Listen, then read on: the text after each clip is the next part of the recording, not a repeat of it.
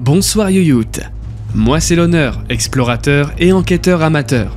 Cela fait 7 ans maintenant que je sillonne la France en quête d'aventure dans des endroits peu recommandables. Autant vous dire que des histoires à raconter, j'en ai quelques-unes. Certaines de mes aventures sont visibles sur ma chaîne YouTube, d'autres se sont produites hors caméra. Et oui, même vous, fidèles abonnés, vous ne savez pas tout. Dans cette série de vidéos, je vais vous révéler les fois où ça ne s'est pas du tout passé comme prévu. Vous êtes prêts ?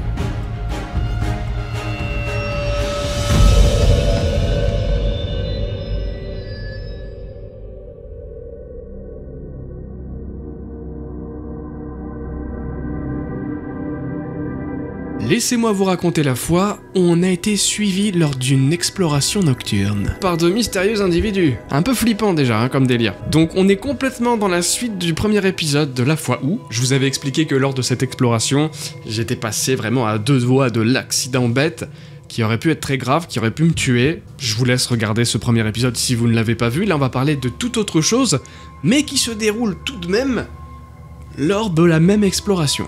Alors, qu'est-ce qui s'est passé ce soir-là? Donc là, ça s'est passé le soir même, c'est-à-dire que c'est pas quelque chose que je me suis rendu compte le lendemain ou en revenant sur le lieu avec Coralie. Ça se passe le soir même, on n'était pas serein. Je crois que c'est peut-être l'un des premiers gros coups de pression en vidéo sur la chaîne.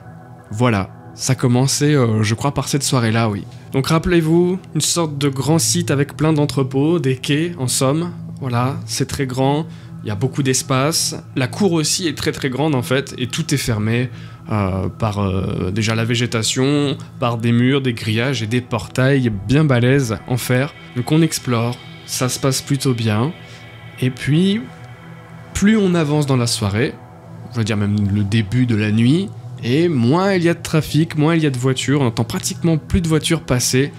Donc on se dit c'est cool, voilà, c'est bon, ça se calme enfin. On peut être un petit peu moins vigilant qu'au début, parce qu'au début, on sait pas, un gardien, la police, autre, hein, dans ces lieux-là, déjà on se pose la question, bon, c'est peut-être des lieux de rencontre la nuit, pas très avisés, quoi. Donc voilà, on commence l'urbex, mais on a quand même une certaine lucidité par rapport à ça déjà. On fait attention, on s'inquiète au moins de ça. Hein. On s'inquiète pas de là où on met les pieds, mais on s'inquiète de pas tomber sur le cartel. Donc on continue tranquillement cette exploration, et puis là, tout d'un coup, on aperçoit une voiture passer devant le lieu et ralentir. Ok, peut-être un simple curieux, très bien. Mais on le remarque quand même, à ce moment-là, on est sorti du bâtiment, on est dans la cour. Je sais pas si la voiture nous a vus à ce moment-là, je ne le sais absolument pas. Tout ce que je sais, c'est que la voiture continue, et en fait, plus loin, il y a un rond-point. Elle va prendre le rond-point pour faire demi-tour, et elle va repasser encore plus lentement devant le lieu. Et là, on le remarque bien qu'il y a un petit peu plus qu'une simple curiosité. Et 2-3 autres fois, comme ça, la voiture va revenir, va passer. Nous, on décide à ce moment-là de se cacher. Parce qu'on est en fin d'exploration, à la base, on voulait sortir, tout simplement, on voulait repasser de l'autre côté du portail. Et là, on se dit, on va attendre un petit peu que cette voiture se barre, ou alors que les personnes à l'intérieur sortent, qu'ils fassent ce qu'ils ont à faire, mais que nous, on sache qui ça peut être. Parce que j'ai mentionné la police, j'ai mentionné les gardiens, ça peut être aussi la BAC. On est dans l'illégalité, évidemment. Donc voilà, réflexe, on se cache dans une sorte d'amas de végétation, on se met tous les trois là-dedans. Ce qui est bien, c'est qu'on n'a pas de lumière, donc pour être repéré, c'est plus simple. Donc on se retrouve caché dans un petit buisson, la nuit, sans lumière, à attendre de voir ce qui va se passer avec cette voiture. Et là, la voiture se gare et attend. Ce qui est marrant, c'est que le devant de la voiture est dirigé droit vers nous. On est dans un buisson, dans la cour. Entre la cour et l'extérieur, la route, donc là où ils sont garés, il y a quelques arbres et un mur. Donc ils peuvent nous voir, mais voilà, ils peuvent pas nous foncer dessus quand même. Je sais pas, on s'imagine tout un tas de choses, on dit bon voilà, au moins il peut pas nous écraser. ça tourne vite hein, dans ces moments-là. Donc nous attendons que la voiture parte, sauf qu'elle ne partira pas. Effectivement, la voiture est là pour nous, et elle nous a bien repérés, elle nous a bien dans le viseur. C'est pas un hasard, et on se fait pas du cinéma. Et là, à ce moment-là, l'ambiance, elle est très particulière, parce qu'on On est caché juste à côté de l'endroit où il y a le mémorial avec les fleurs de l'urbexeur de 16 ans qui est mort, qui a traversé le toit. Je vous en avais parlé sur le premier épisode. Donc on a ça, on a ces fleurs là qui commémorent du coup un accident tragique. On est la nuit, il y a personne, il n'y a pas d'autres voitures, il n'y a que cette voiture avec des gens à l'intérieur qui nous attendent. On s'imagine forcément le pire dans ces situations, hein. On s'imagine pas le meilleur. Hein, peut-être que c'est un colis Amazon. Puis ça dure longtemps quoi, on reste quelques minutes, mais c'est des longues minutes. Ça dure vachement longtemps. À un moment donné, on se regarde et on se dit, bon, les mecs, on va pas passer la nuit non plus. On est 3, on n'est pas très fort, d'accord, mais on est 3. On sait jamais, sur un malentendu. On y va quoi. On sort, on y va. On fait comme si on n'avait pas vu la voiture. Alors c'est de sortir de ce buisson un peu naturellement. Compliqué, mais on le fait quoi. On sort de ce buisson, on se dirige vers le portail, on enjambe le portail, et on essaye de se diriger vers ma voiture. À l'époque, c'est ma première voiture, c'est la 206 blanche. On se dirige vers ma voiture, le plus naturellement possible. Les gars ils sortent du supermarché quoi, nature, tranquille. Tout va bien, rien à se reprocher. À ce moment-là, la voiture démarre. Et avance tout doucement vers notre position. Là, on monte encore d'un cran en pression, là. On est un peu paniqué, mais on continue sur notre lancée sans pour autant commencer à courir ou quoi. On marche d'un pas un peu plus décidé, un peu plus rapide. Mais on continue tranquillement, on essaye encore de rester le plus rationnel, le plus naturel possible. On se rapproche de ma voiture, ça y est, elle est pas très loin. On la voit déjà, c'est très bien.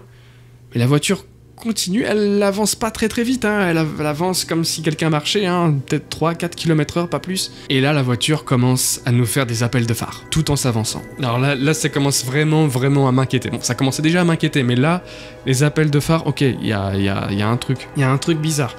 C'est pas la police, parce que la police aurait pas perdu déjà son temps à essayer de nous suivre ou quoi, ils seraient venus directement, et puis tac, ils auraient été plus cash. Pareil pour la BAC, donc c'est pas non plus, je pense, un gardien. Voilà, on n'est pas sur un représentant de la justice dans cette voiture. C'est plus un comportement de quelqu'un qui a quelque chose à se reprocher, de gens qui vont commettre un larcin. Sauf que moi, je me dis, là, on arrive à la voiture, même si on va dans la voiture, je vais repartir, ils vont me suivre. Et je veux pas qu'on me suive jusqu'à chez moi, tu vois. Je veux même pas qu'ils sachent quelle est ma voiture. Donc je prends mon courage à deux mains, et je me rappelle que voilà, au bout du 2 ou 3e appel de phare, je me retourne et je vais direct sur la voiture. Parce que ça commence à faire long, le suspense il est à son comble. Moi j'en peux plus, je veux savoir. Tant pis si ça part en couille, je veux savoir. Donc j'arrive à même pas 2 mètres de la voiture, une petite grosse boule au ventre quand même. Les vitres s'abaissent, la pression est palpable. Je m'approche encore, je fais encore 1 ou 2 pas pour essayer de voir leur tête.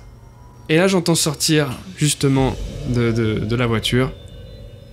L'honneur ? C'est toi ? C'est toi l'honneur ? Je vous avais dit que je faisais des live périscope. Bon, et ben là, le début de l'exploration, j'étais en live périscope et j'avais oublié de couper la position. Ce gros flip de fou furieux à cause de moi. Et puis c'est bien aussi pour révéler l'adresse exacte du lieu, ça. Très bien. Double erreur de noob. Très bien. Je sais pas, je me suis dit que personne ne viendrait forcément là où j'étais. Complètement ma faute. Ça, c'est le retour de bâton. Au moins, ça m'a bien servi de leçon. Faut surtout pas suivre mon exemple sur les premières vidéos, encore une fois. Donc en fait, ouais, c'était un couple d'abonnés. Voilà, le mec était avec sa copine, nous a pisté, avec un comportement bizarre, tu vois, aussi. S'ils étaient venus, sortis directement, et puis genre ils nous auraient fait coucou, hey les gars, on vous suit, tu vois. Alors que là, le comportement, il est chaud, quoi. Déjà, ils attendent qu'on sorte, on sort et ils avancent tout doucement, après les appels de phare, c'est... Waouh, la tension, elle était folle, quoi. Je sais pas, essayez de vous mettre à ma place, d'ailleurs ça peut être intéressant, ça. Vous, qu'est-ce que vous auriez fait à ma place, même si on sait jamais trop quand on l'a pas vécu. Voilà, donc là, pas de drame en soi, j'ai pas frôlé la catastrophe ou quoi que ce soit, mais imaginez l'ambiance, du coup, de cette fin d'exploration, de cette fin de soirée. À partir de ce moment-là, j'ai toujours coupé ma localisation sur tous les lives que j'ai fait. Oui, bon, moi, ça m'a servi de leçon, quand même. Hein, qu'on en retire un petit peu de positif de ces conneries, quand même. Donc voilà la morale de cet épisode, si jamais quelqu'un vous suit en voiture un petit peu bizarrement comme ça, lancez-leur une grenade et courez, n'oubliez pas de courir après, ouais. Surtout si c'est les grenades qui sont toutes petites, en mode « T'inquiète !» Et puis finalement... Voilà, tu vois, ce genre de grenades-là, faut courir loin. Voilà, j'espère que ces petites anecdotes vous plaisent. Faut savoir que là, je tourne juste après le premier épisode, donc j'ai pas encore eu vos premiers retours sur la vidéo d'avant. Donc je découvrirai incessamment sous peu du coup. Pareil, au moment où je tourne, il reste encore quelques albums sur le site internet kevinloner.fr. Allez checker, c'est les derniers. Donc n'hésitez pas, ils seront sûrement peut-être un jour collector ces albums. On sait pas, moi je dis ça comme ça, je sais pas, on sait pas. Merci aux membres, merci à ceux qui commentent la vidéo, ça me donne une force incroyable pour la suite. Continuez, vraiment c'est important. J'ai hâte là encore une fois de lire tous vos commentaires. Et à très bientôt pour un prochain épisode de La Foi Où, ou une enquête paranormale, ou une vidéo sur Snoopy. Non, c'est rien finalement. Qu'est-ce que tu sais, Balthazar? En fait, on dirait que je suis pas là, mais je suis là. Au centre et autour de mes terres.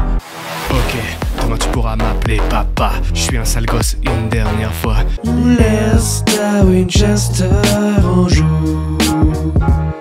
Trop de confiance en les autres, ça peut te gâcher la fête. Ami, qui le disait avant de me sniper la tête. J'ai relevé les mains en l'air, on crame partout. Qui que quoi que tu sois, quand que quoi que t'aies fait, je t'en prie, parle-moi. De grande tristesse, c'est ce que je peux lire dans vos yeux. Cet abruti n'a rien compris, y'a de quoi s'arracher les cheveux. J'ai beau répéter 500 fois, il pipe rien de ce que je veux. Ce gros nigo n'a pas le niveau, il a le QI d'un teuteux. Sorry les gens, je suis pourtant au max de ma forme. Et vos mouvements paraissent si loin que mon esprit les déforme. Pourtant au fond de moi, je veux savoir quel coup ça a.